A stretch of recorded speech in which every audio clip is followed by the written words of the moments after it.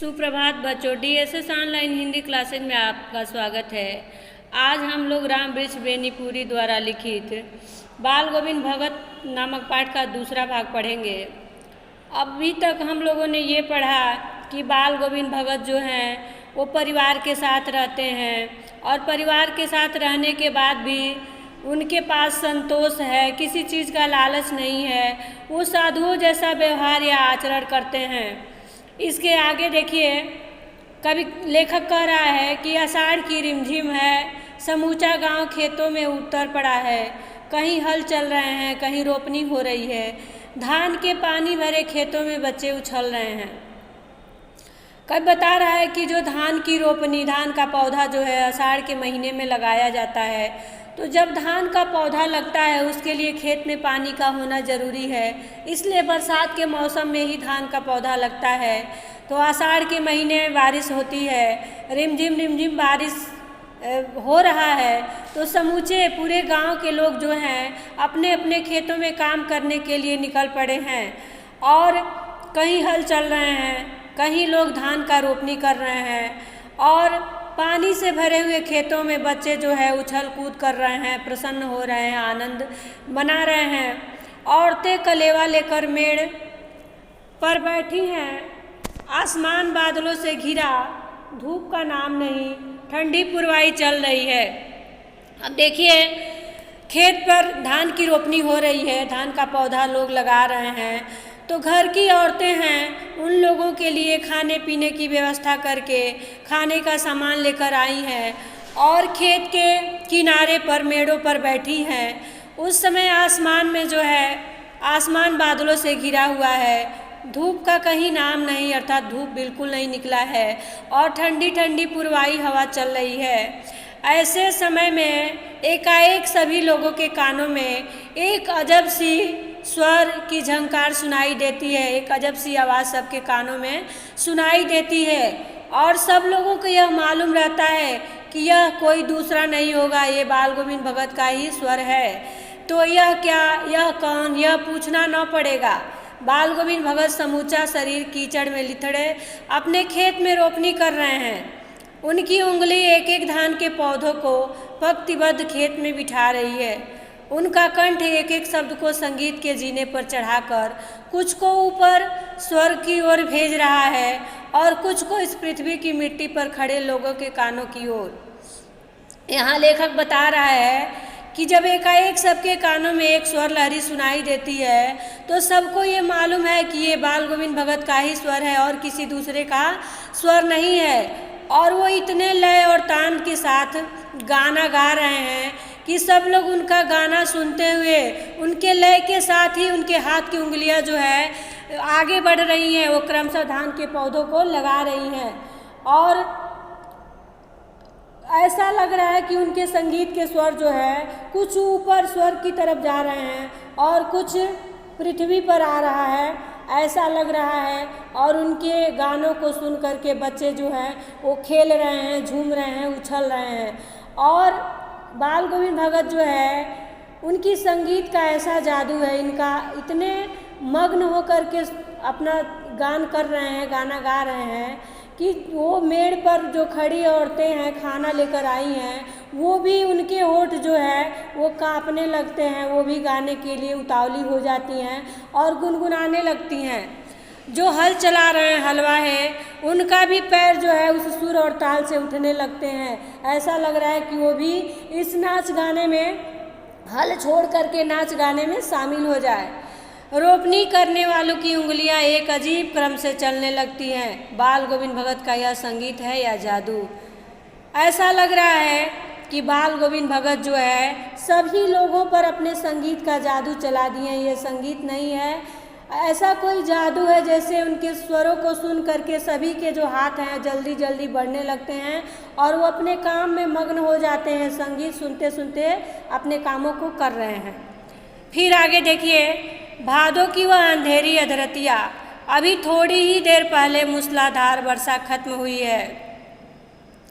बादलों की गरज, बिजली की तड़प में आपने कुछ नहीं सुना हो किंतु अब झिल्ली की झंकार या दादुरों की टर्टर बाल गोविंद भगत के संगीत को अपने कोलाहल में डुबो नहीं सकती। यहाँ देखिए, अब भादों की अंधेरी रात, यहाँ आषाढ़ के बाद भादों महीने का वर्णन लेखक कर रहा है और कह रहा है कि भादों महीने में बहुत ज़्यादा वर्षा होती है, इसलिए अधिकांश जो आकाश है वो बादलों से घिरा रहता है और वो भी रात है, रात का समय है, तो और रात जो है और अंधेरी हो गई है, चारों तरफ अंधेरा ही अंधेरा फैला हुआ है। अभी वर्षा इससे थोड़ी देर पहले वर्षा हुई है, मूसलाधार वर्षा। मूसलाधार का अर्थ मतलब बहुत तेज़ से वर्षा अभी खत्म हुई है और बादलों की गरज, बिजली की तड़प में आपने कुछ नहीं सुना होगा। जब वर्षा हुई है उस समय बादल भी गरजे हैं, बिजली भी तड़पी है, लेकिन ऐसा लग रहा है कि उस समय आप लोग बिजली के गरजने और बादलों के तड़पने पर ज़्यादा आप लोग ध्यान नहीं दिए हों। लेकिन अब देखिए, अब झिल्ली की झंकार या दादुरों की टर्टर बाल गोविंद भगत के संगीत को अपने कोलाहल में डुबो नहीं सकती। ये झिल्ली जो है, झिंगुर जो है, शाम को झंकार, धीमी धीमी आवाज़ जो है कानों में छोड़ते रहते हैं और दादुर, मेढक जो है वो टर टर बोलने लगते हैं। तो ऐसा लग रहा है कि इनकी आवाज़ भी बाल गोविंद भगत के संगीत को अपने कोलाहल में डुबो नहीं सकती। बाल गोविंद भगत जब अपना गाना गा रहे हैं तो ये दादुरों की टर्टर की आवाज़ और झिल्लियों की आवाज़ भी कोई प्रभाव नहीं डाल रही है उनके संगीत पर, और उनकी खजड़ी जो है डिमक डिमक बज रही है। बाल गोविंद भगत जो है अपनी खजड़ी को बजाते हुए नृत्य और गान कर रहे हैं। डिमक डिमक बज रही है और वे गा रहे हैं। गोदी में पियवा चमक उठे सखिया, चिहुक उठे ना। हाँ, देखिए इसका अर्थ है कि पिया तो गोद में ही है, किंतु वह समझती है कि वह अकेली है। चमक उठती है, चिहुक उठती है। उसी भरे बादलों वाले भादों की आधी रात में उनका यह गाना अंधेरे में अकस्मात कौध उठने वाली बिजली की तरह किसे न चौंका दे। और भादों की आधी रात में बाल गोविंद भगत का स्वर की जादू ऐसा है, ऐसा गाते हैं कि उस आधी रात में भी जब उनकी खजड़ी बजने लगती है, उनका स्वर सुनाई देने लगता है, तो अचानक सभी लोग चिहुक करके उठ जाते हैं और उनका संगीत जो है वो सुनने लगते हैं। अरे अब सारा संसार निस्तब्धता में सोया है, बाल गोविंद भगत का संगीत जाग रहा है, जाग रहा है। तेरी गठरी में लागा चोर मुसाफिर जाग जरा। इतनी निस्तब्धता, मतलब कि कह रहा है लेखक कि संसार में, मतलब पूरे संसार के लोग इस समय, रात्रि जो है एकदम सन्नाटा छाया हुआ है, सब लोग सो गए हैं और इस समय कौन जाग रहा है? तो एक केवल बाल गोविंद भगत जाग रहे हैं और उनका संगीत जाग रहा है। वो संगीत के द्वारा चारों तरफ संगीत का स्वर जो है सबके कानों में फैला रहे हैं और गा क्या रहे हैं कि तेरी गठरी में लागा चोर मुसाफिर जाग जरा। अब फिर देखिए आगे, कार्तिक आया नहीं कि बाल गोविंद भगत की प्रभातियाँ शुरू हुई जो फागुन तक चला करती। प्रभातियाँ का अर्थ होता है कि सुबह, प्रभात का मतलब होता है सुबह, तो सुबह होने से पहले ही लोग जा कर के भ्रमण करने लगते हैं, गाना गाने लगते हैं, तो उसे ही प्रभातिया कहा जाता है। कि कार्तिक आया नहीं, कार्तिक महीने के अभी शुरू होने से पहले ही, कार्तिक मास के शुरू होने से पहले ही बाल गोविंद भगत की प्रभातियाँ, अर्थात सुबह सुबह घूम करके भगवान का भजन करना, कीर्तन करना, ये सब शुरू हो गया, जो फागुन तक चला करती। कार्तिक महीने से लेकर और फागुन महीने तक बाल गोविंद भगत की जो प्रभातियाँ हैं वो चला करती हैं। इन दिनों वह सवेरे ही उठते, न जाने किस वक्त जाकर वह नदी स्नान को जाते, और जब इनकी प्रभातियाँ शुरू होती हैं तो वो बहुत जल्दी सुबह ही उठ जाते हैं और कार्तिक महीने से लेकर के फागुन महीने तक उनका प्रभातिया जो है वो चलता रहता है। तो यहाँ लेखक कह रहा है कि मेरी तो सुबह उठने की आदत नहीं है, मैं इतना जल्दी सुबह नहीं उठता हूँ, फिर भी बाल गोविंद भगत का ये जो जादू है, बाल गोविंद भगत जो है इतने सुबह उठते हैं कि जल्दी सुबह उठ करके और नदी में स्नान करने जाते हैं। नदी जो है गांव से 2 मील दूर है, वहाँ नहा धोकर लौटते और गांव के बाहर ही पोखरे के ऊंचे भिंडे पर, गांव के बाहर ही पोखरे के ऊंचे भिंडे पर बैठ करके, पोखरे के ऊंचे भिंडे पर अपनी खजड़ी लेकर जा बैठते और अपने गाने टेरने लगते। जब ये स्नान कर लेते तो गांव के बाहर जाकर एक ऊंचा स्थान है, वहीं जाकर के पोखरे के सामने ऊंचे स्थान पर जाकर बैठ जाते और अपनी खजड़ी लेकर अपने संगीत का जादू जो है वो शुरू करने लगते, छेड़ने लगते। मैं शुरू से ही देर तक सोने वाला हूँ, किंतु एक दिन माँ की उस दांत किटकिटाने वाली भोर में भी उनका संगीत मुझे पोखरे पर ले आया। लेखक यहाँ बता रहा है कि मैं बहुत देर तक सोने वाला हूँ, मैं जल्दी उठने वाला आदमी नहीं हूँ, लेकिन बाल गोविंद भगत का संगीत ऐसा है कि मुझे उस दिन सोने नहीं दिया।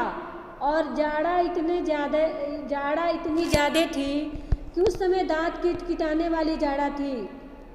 उस समय मैं अपने आप को रोक नहीं सका और बाल गोविंद भगत का संगीत सुनने के लिए पोखरे पर चला गया।